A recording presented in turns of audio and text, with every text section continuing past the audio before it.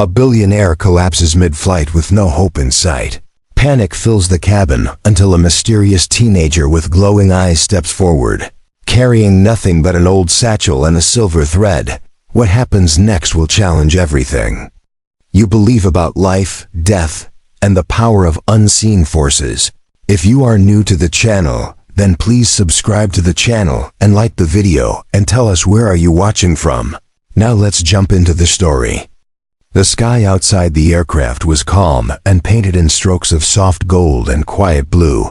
The clouds below floated like scattered snow, untouched and peaceful. Flight 327 from Riverbend to Stonegate had been smooth so far, until a sudden commotion in first class shattered the silence. Passengers turned their heads as a low, guttural sound echoed from seat 1A. A man had slumped forward, his breathing heavy and uneven. Attendants rushed in, whispering urgently to each other. A woman beside him shouted his name again and again, but he didn't respond. Bennett Vale, the well-known billionaire, was unconscious, his face pale, lips trembling. He looked like he was fading fast. His granddaughter, Nora, was holding his arm, calling for help. Her voice shook, but her grip was firm, like she believed her strength could somehow keep him tethered to life. "We need a doctor now," the flight attendant yelled, but only one woman in coach stepped forward, a nurse with trembling hands. She tried checking his pulse, then looked up with fear in her eyes.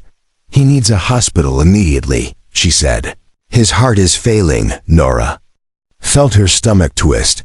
She had heard of his condition before, but never imagined it would happen like this. Not here, not in the sky with nowhere to land. She tried to keep herself steady, but the panic was growing louder with every passing second. And then came a voice, soft and calm, from the back of the plane. "I can help him," it said. Heads turned, and Nora saw a boy, maybe 17, stepping forward with quiet confidence. He wore a threadbare hoodie and carried an old satchel. He didn't look like much, but there was something about the way he moved that made people pause. "You?" Nora scoffed, standing in front of her grandfather protectively. "This isn't a time for jokes." "I'm not joking," the boy said. "His spirit is slipping." "I can still reach it," passengers murmured. Someone laughed nervously. Someone else took out a phone to film. The nurse stepped aside, unsure what to believe. The boy moved closer and opened his satchel, pulling out a small wooden box tied with a leather string. "Who are you?" Nora asked, narrowing her eyes. "Silas," the boy answered. "I was taught by my grandmother. She was a spirit weaver. I've only helped a few people before. But your grandfather's thread is not fully broken. I can try to stitch it." Nora blinked. "Thread? What are you talking about?" "Every life has a thread," Silas said, gently kneeling beside the unconscious man. "Sometimes it tangles, sometimes it frays, but when it's cut, it's over. Your grandfather's isn't cut yet." "This is nonsense." Marta, Nora's aunt, snapped from across the aisle. "Get security to take him away." But Silas reached into the box and pulled out something shining, a needle that shimmered strangely in the cabin light. It wasn't metal. It looked more like silver mist shaped into a sliver, something ancient and out of place, something soft yet sharp. "Don't touch him," Nora said quickly, placing her hand over her grandfather's chest. Silas didn't argue. He simply looked at her and said, "He has a birthmark under his right collarbone, shaped like a crescent. It's darker now. That means the spirit is unstable." Nora froze. How did he know that? She had only seen that mark once as a child, years ago, and no one ever talked about it. "How do you know that?" she asked quietly. "Because the thread always leaves a mark near the heart," Silas said. "It's not random, it's ancient." Nora looked at her grandfather, who now had tears forming at the corner of his eyes despite being unconscious. His chest was rising in uneven waves. His hands trembled faintly. "What do you need?" she asked. "Just his wrist," Silas replied, and 5 breaths of silence, reluctantly. Nora nodded and stepped aside. Silas gently unrolled Bennett's sleeve, whispered something under his breath, then inserted the shining needle just beneath the skin, not deep, just enough to catch something invisible. Ivrian watched, Breath held, a strange warmth spread through the cabin. Like the air had shifted, a calmness swept in. The clouds outside darkened for a moment, and a distant rumble of thunder echoed soft life, and Bennett's breathing slowed, steadied. The color began to return to his cheeks.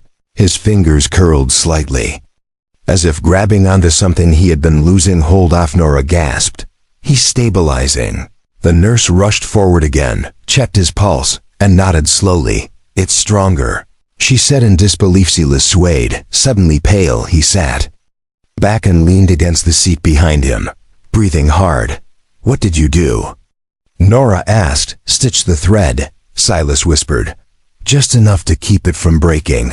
Marta scowled, still unconvinced, but other passengers were whispering, filming. One elderly man quietly removed his hat, as if in respect. The plane flew on, quieter than before, the storm outside building in slow waves. But inside, something had shifted, something no one could explain. And Silas closed his eyes for a moment, clutching the empty satchel on his lap, as if it had taken more from him than anyone would understand.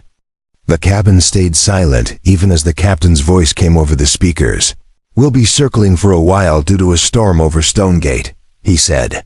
"Landing will be delayed." No one seemed to care. Most of the passengers were still staring at the boy in seat 22 billion. The one who had somehow pulled a man back from the edge. Nora sat beside her grandfather, watching his chest rise with steady breath. The color in his face was almost back to normal. It didn't make sense. Nothing that happened made sense. She turned to Silas, who now sat quietly by the window, eyes half closed, as if drained. "What are you?" she asked softly, not accusing this time, just curious. Silas opened one eye and gave a tired smile. Just someone who listened when others didn't. "Listen to what?" Nora asked, confused to things most people stopped believing in. He said, "To the hum of breath, the pull of energy, the threads that hold people together." Marta rolled her eyes from across the aisle. "You act like some kind of wizard. This is ridiculous. Science saved him, not your fairy tales." "Science couldn't even find his pulse," the nurse muttered under her breath. But Marta ignored her. Nora leaned closer to Silas. "You said the thread wasn't broken. Does that mean he's still in danger?" Silas nodded slowly. "Yes. The thread's still weak, like a frayed rope. If we don't strengthen it, the break will come soon. Especially if something pulls on it again. What do we need?" Nora asked. Serious. Silas reached into his satchel and pulled out a folded piece of faded cloth. On it were drawn strange symbols, a kind of circle in the center surrounded by flowing lines. He pointed to the center. "I need your time of birth," he said. "What?" Nora blinked. "You need my birthday?" "Not just the day," Silas replied. "The hour, the minute, the moment you first breathed, the time you entered the thread of the world. It helps guide the balance. The spirit is tied to family, to blood, and your thread is connected to his." Marta laughed loudly. "This is absurd. He's tricking you." "Nora, don't be stupid." Nora frowned but didn't move. Deep inside, something told her this boy wasn't lying. It wasn't proof. Just a feeling, a strange calmness in her chest whenever he spoke. 10:43 in the morning, she said finally. "April 22nd, Silas nodded, took a charcoal pencil from his bag, and began tracing a new pattern on the cloth. His hand moved smoothly, like he had done it 100 times, his face focused but kind, like he wasn't just working, but honoring something sacred. A sudden jolt rocked the plane. The storm outside had grown louder. Rain beat against the windows. Passengers gasped and gripped their seats. But Silas didn't stop drawing. A flight attendant approached carefully. "Sir, you should be seated. Turbulence is ahead." Silas looked up gently. "I'm almost finished, please. Just 1 minute." The attendant looked unsure, then nodded and backed away, as if she too didn't want to disturb whatever this was. When Silas finished, he placed the cloth beneath Bennett's wrist and whispered a few more words. Nora didn't understand them, but they felt ancient, like a river whispering to the stones.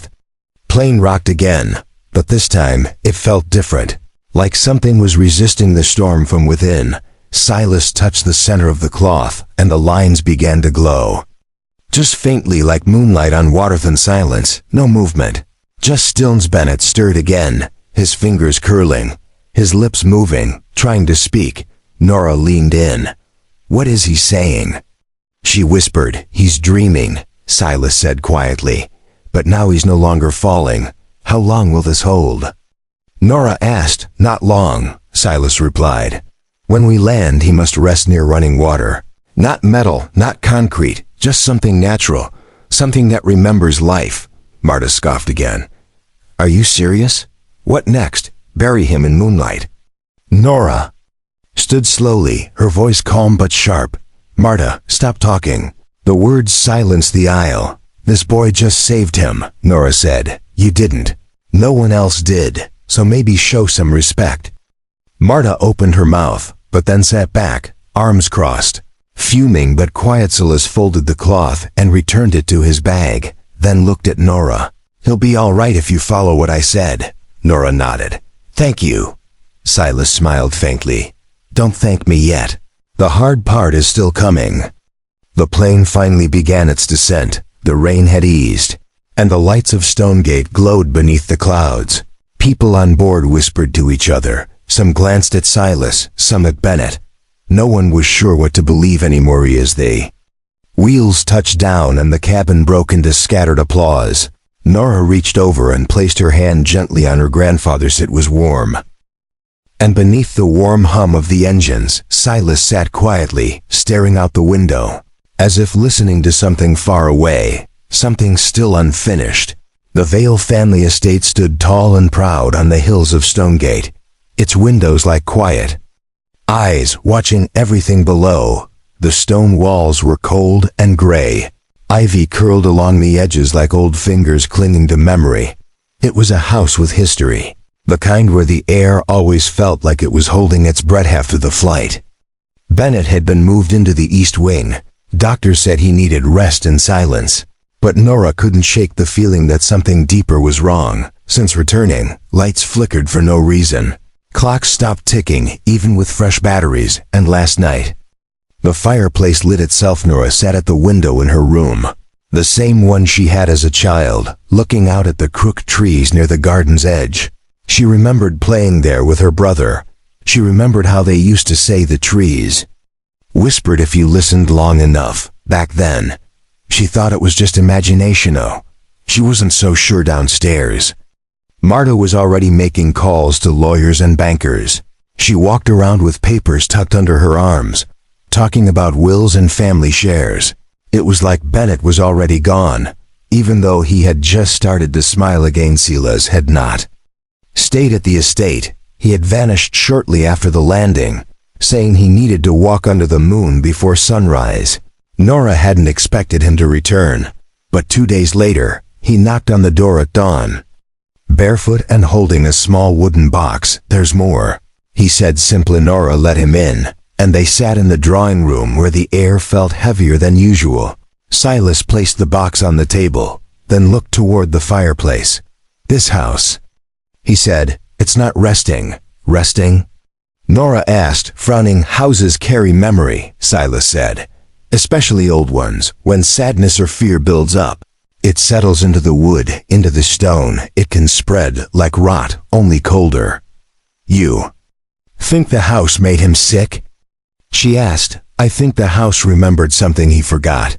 Silas answered at that moment. The old gardener, Gray Thomlin, walked past the open door and stopped. He had worked on the estate for nearly 40 years. He knew every brick, every root, and every ghost story whispered by servants long gone.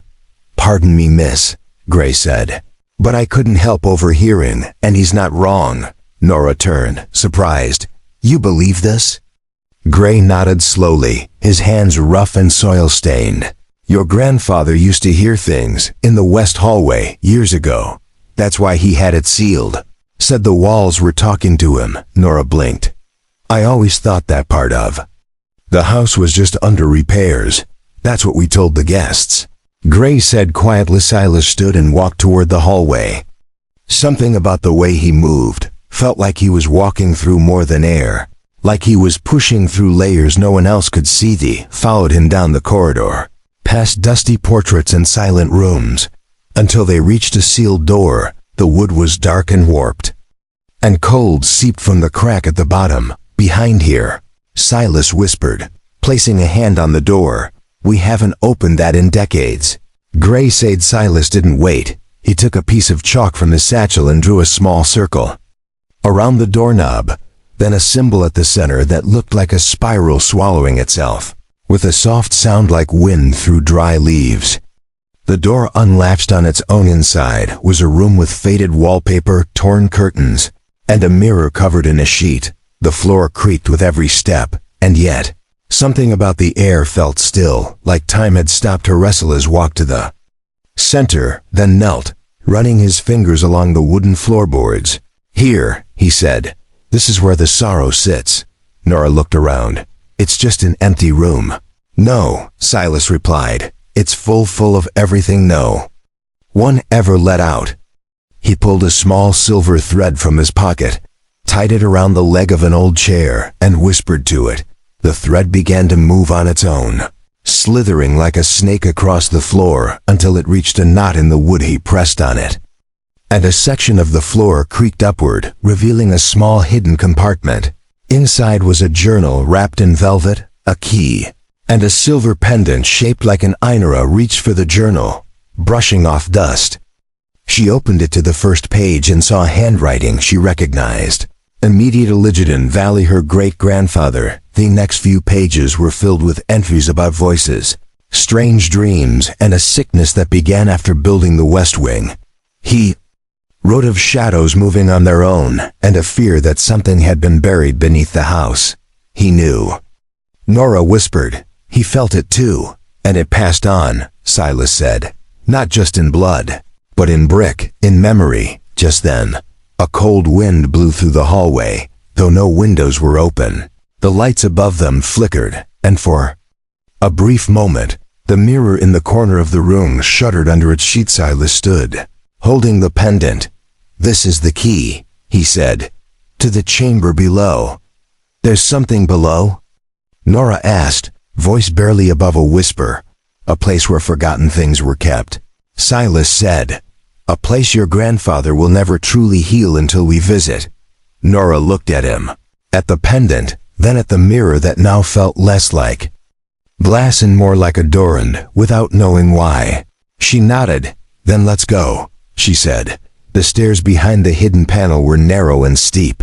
Each step creaked under their weight. Dust floated in the air like soft snow. As if time itself had settled in the space, Silas led the way, holding the pendant in one hand and a small candle in the other.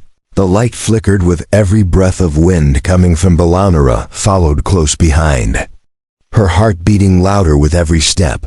She didn't know what they would find, but something deep inside told her they had to go. Bennett's thread might have been mended, but the wound underneath was still open, waiting to be healed. Thomlin stood at the top of the stairs, holding the door open, his face pale and serious. "I'll stay here," he said quietly. "Someone needs to make sure the door stays open." The tunnel beneath the estate led to a wide chamber with stone walls. The air was colder here, not just in temperature, but in feeling, like sadness had been stored in every corner. Old wooden beams lined the ceiling, some broken, some cracked, and in the center of the chamber stood a low stone altar covered in old cloth. "This was here before the house," Silas said, walking toward the altar.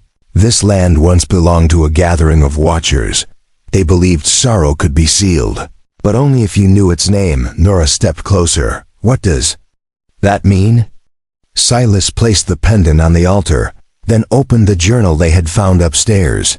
He flipped through the pages until he stopped at one entry, written in darker ink.